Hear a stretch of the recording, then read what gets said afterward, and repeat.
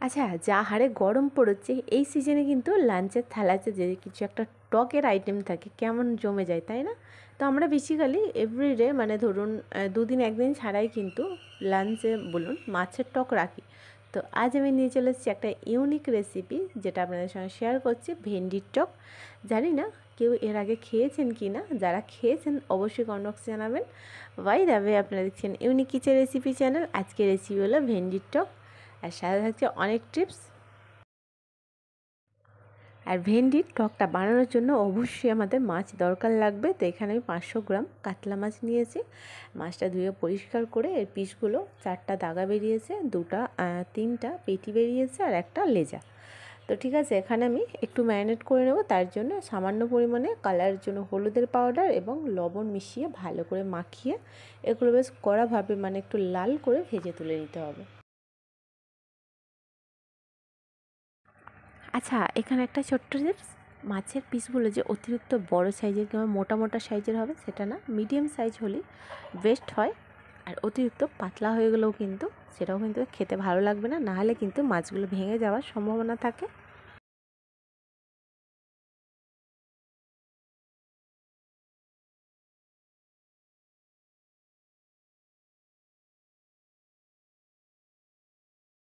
আর already আমি গ্যাসের মধ্যে কড়াইয়ে তেলটা গরম করতে দিয়েছিলাম। আর তেলটা বেশ ভালোভাবে গরম হয়ে গেলে, যখনই দেখবেন গরম হয়ে যাবে, তখন কি করবেন, গ্যাসের ফ্লেম স্লো টু মিডিয়াম ফ্লেমে রেখে দেবেন। কারণ অতিরিক্ত তেলটা হট হয়ে যাওয়ার কারণে হাই ফ্লেমে থাকলে কিন্তু মাছটা দেওয়ার সাথে সাথেই মাছটা নিজে চিপকে যাওয়ার সম্ভাবনা থাকে, আর তাড়াতাড়ি কিন্তু কড়া হয়ে যায়, যেটা ভিতরে কিন্তু সিদ্ধ হবে না।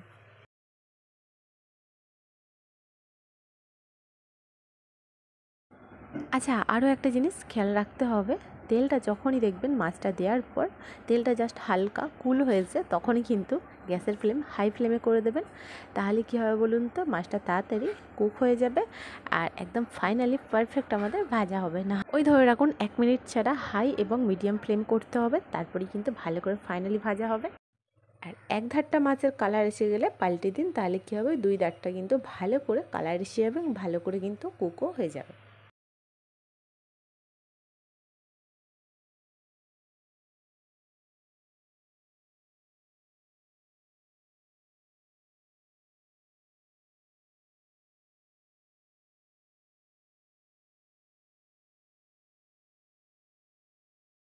আর সমস্ত মাছগুলো এইভাবে সুন্দরভাবে ভাজা হয়ে গেলে এই এক সেমই তেলে কিন্তু আমি 1 চা চামচ পরিমাণে লবণ অ্যাড করে ভালো করে একটু মিশিয়ে নিয়ে এরই সাথে আমি ভেন্ডি অ্যাড করবো। ভেন্ডিগুলো কীরকম কাটিং করেছি বলে দিচ্ছি। যেগুলো একটু মিডিয়াম সাইজ ছিল সেগুলো আমি মানে আগা এবং ডগাটা বাদ দিয়ে জাস্ট আস্ত রেখেছি। আর যেগুলো বড় সাইজ ছিল সেগুলো 1/2 করেছি। আর ভালো করে ধুয়ে পরিষ্কার করে পানিটা ভালো করে ঝরিয়ে এই লবণ এবং তেলের সাথে ভালো করে ভেজে নিতে হবে। আচ্ছা, ভাজা হয়ে গেছে কীভাবে বুঝবেন কিংবা কতটা ভাজতে হবে সেটাও তো আপনাদেরকে জানানো অবশ্যই দরকার। তো দেখবেন ভেন্ডির কিন্তু 4টা শিরা আছে, মানে দেখবেন ওপরে পজিশানে 4টা এরকম দাগ আছে। তো যখন দেখবেন ওই 4টা দাগ কিন্তু কালার চেঞ্জ হয়ে গেছে এবং জাস্ট কালারটা ওই চকলেট কালারে পরিণত হয়েছে। ভেন্ডি ভাজলে কিন্তু চকলেট কালারই হয়ে যায় একটু বেশি ভাজলে। সেরকম হলে ফাইনালি কিন্তু আমার ভেন্ডিগুলো কালারটাও চেঞ্জ হয়ে গেছে। এরপর কি করতে হবে, তেল থেকে ছেঁকে ছেঁকে ভেন্ডিগুলো একটা প্লেটের মধ্যে ট্রান্সফার করলাম। আর সামনে যেহেতু পরব চলে গিয়েছে আর বাসাতে কিন্তু অনেক মেম্বার আমাদের, তার জন্য অনেকটাই বানাতে হবে। আর বড় সাইজের একটা ডিশ নিয়েছি, ডিশের মধ্যে 2 টিস্পুন অফ সরিষার তেল অ্যাড করলাম। আচ্ছা, এখানে কিন্তু রিফাইন তেল অ্যাড করলে হবে না, সরিষার তেলটাই মাস্ট। হ্যাঁ, গন্ধটা কিন্তু খুব সুন্দর আসে। আর যতক্ষণ না মরিচটা কালারটা চেঞ্জ হচ্ছে আর সুন্দর স্মেল বেরাচ্ছে, এর মধ্যে কোনো রকম অ্যাড করবো না কোনো কিছু।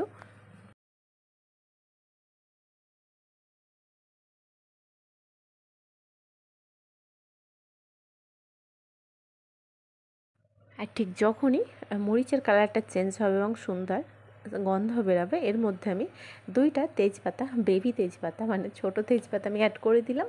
অ্যাড করে দেওয়ার পর এর সাথে অ্যাড করলাম 1 টিস্পুন অফ পাঁচফোড়ন।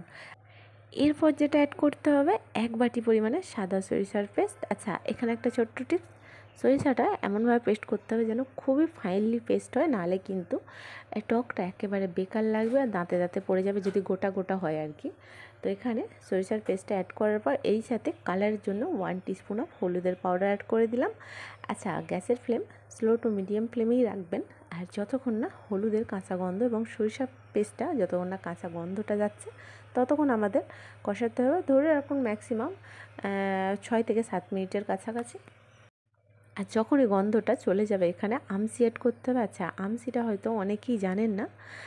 আমের সিজনে কিন্তু কাঁচা আম কিনে নিয়ে আসা কিংবা গাছ থেকে পেড়ে নিয়ে আসার পর খোসা ছাড়িয়ে 2 ভাগ করতে হবে। 2 ভাগ করে মাঝখানে যে কুচিটা থাকে, যে বীজটা থাকে, সেটা বাদ দিয়ে ওটাকে কী করতে হবে, একটা বড় ডিপার মধ্যে কিংবা পেপারের মধ্যে আমগুলো দিয়ে ওর মধ্যে অতিরিক্ত পরিমাণে লবণ দিতে হবে। লবণ দিয়ে পুরো ঢাকাটা সিল করে দিতে হবে। আর যদি পেপারের মধ্যে দেন তো কোনো একটা রশি মানে দড়ি দিয়ে বেঁধে ছাদে কিন্তু 2 দিন, একেবারে 2 দিন কড়া রোদ্দুরে ফেলে রাখতে হবে।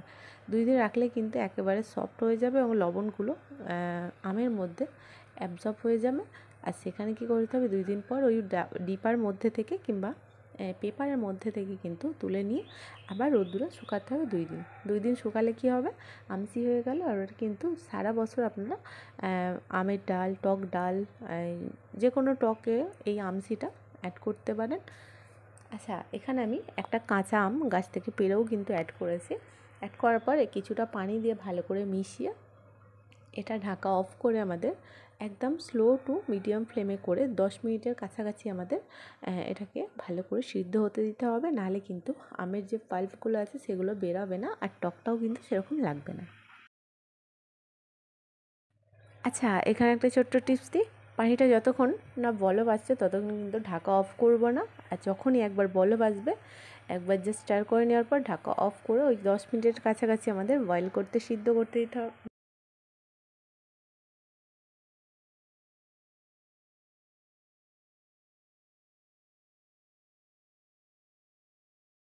আচ্ছা, 10 মিনিটের কাছাকাছি হয়ে গেছে। ঢাকাটা ওপেন করে দেখা যাক। মাশাআল্লাহ, কতটা মাখো মাখো হয়ে গেছে বুঝতেই পারছেন। এখানে আমি একটা হাতার মাধ্যমে একটু প্রেস করছি। যেগুলো মানে আমগুলো আস্ত আছে সেগুলোও কিন্তু এই হাতাটা প্রেস করলেই কিন্তু একেবারে মাখো মাখো হয়ে যাবে। আচ্ছা, এখানে আমি সামান্য পরিমাণে লবণ অ্যাড করছি। আচ্ছা, লবণটার পরিমাণে অনেকটাই কম রেখেছি, আপনারা দেখতেই পাচ্ছেন নিশ্চয়। তো কেন রেখেছি সেটাও বলে দিচ্ছি।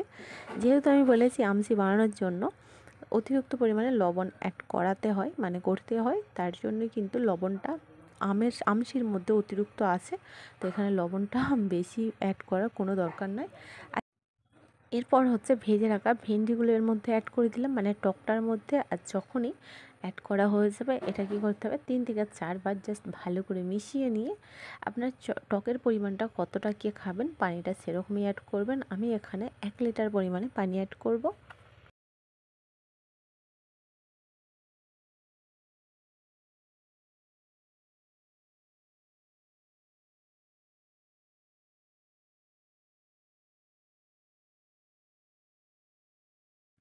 আচ্ছা, এখানে আরও একটা ছোট্ট টিপস, আপনাদের হাতের কাছে এখন তো সিজন আমের চলে গিয়েছে, পাকা আম পাওয়া যাচ্ছে, বাজারে পেয়ে যাবেন, সেটা কোনো ব্যাপার না। তো এখানে আপনারা আমের পরিবর্তে কচি যে আমরা ছোটো আমরা পাওয়া যাচ্ছে টক আমরা, সেটাও কিন্তু খোসাটা ছাড়িয়ে অ্যাড করতে পারেন। আচ্ছা, পানিটা অ্যাড করার পর যখনই পানিটা ভালো করে একটু বলক এসে যাবে, ভেজে রাখা মাছগুলোর মধ্যে অ্যাড করে দেবেন। অ্যাড করে দেওয়ার পর কী করতে হবে, ঢাকাটা অফ করে আমাদের ঘড়ি থেকে 10 মিনিটের কাছাকাছি গ্যাসের ফ্লেম মিডিয়াম টু স্লো ফ্লেমে করে আমাদের ওয়েট করতে হবে।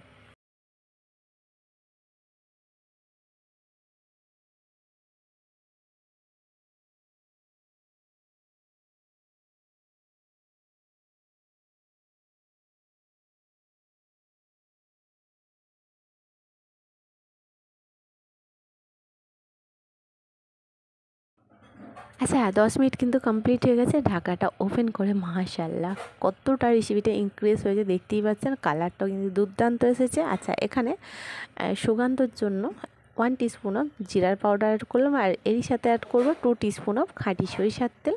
ব্যাস, আমাদের ফাইনালি কিন্তু ভেন্ডির টক রেডি হয়ে গেছে।